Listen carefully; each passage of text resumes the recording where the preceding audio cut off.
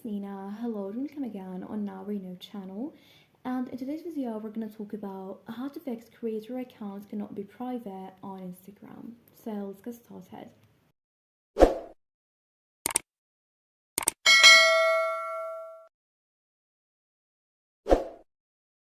Well, after getting the app, and if you want to make your account private but it doesn't allow you to do this, so let's tap on my profile picture from the bottom right corner.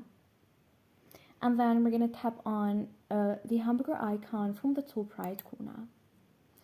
And here we're going to scroll all the way down and we're going to tap on account privacy.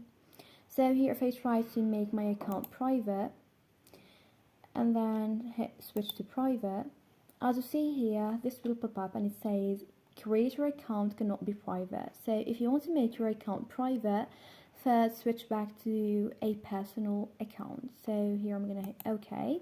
So here the reason why you can make your creator account a private account is because your account is a professional account, it's not a personal account. So only personal accounts can make their profile private.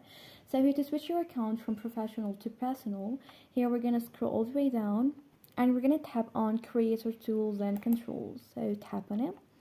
And here we're going to tap on switch account type option.